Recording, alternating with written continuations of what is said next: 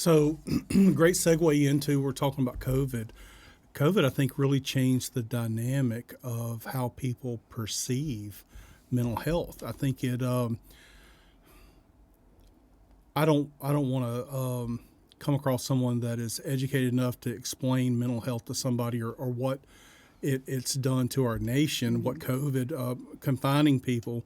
But I've experienced firsthand, just with customers and just general public, that there were some major effects when you take people out of their normal routine and you put them inside and tell them you can't really go anywhere. They end up thinking about probably a lot of the things that they don't want to think about on a daily basis because they just don't have all that clutter of life to keep them distracted. And I really think it brought people out front of that mental health is not necessarily a dirty word anymore, and that it is okay to go talk to somebody, to have a professional help you through some of that. What's been some of your experience with that?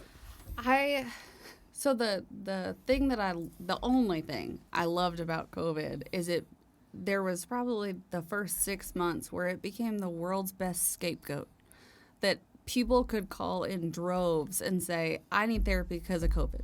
Yeah. And yes, there was plenty of therapy that was needed because of COVID.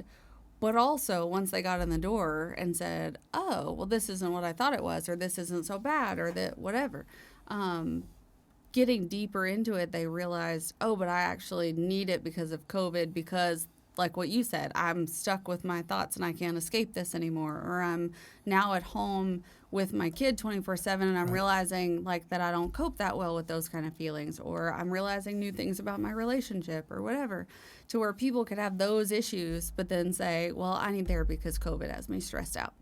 And so there was such a door kicking open of people being able to freely say that they were getting counseling, because it didn't have to be some personal failure on their own part. Absolutely. It was an outside thing that happened to them that then made it okay.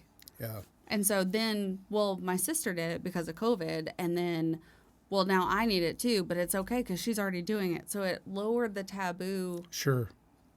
Accidentally, right? It wasn't some sort of campaign to increase mental health care or mental health advocacy or anything. It just was something that kind of naturally opened up doors and slowed down and closed down stigma. Yeah, there's people I would have never thought would have mustered the courage to ask for help or go seek to talk to a counselor.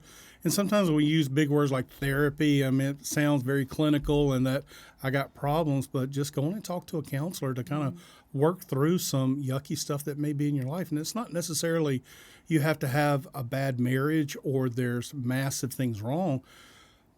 Sometimes it's great just to go in before something little becomes massive, so you can have a professional help walk you through it. And that's kind of been one of the things I've been most impressed with that's come out of this. And I know that's going on. And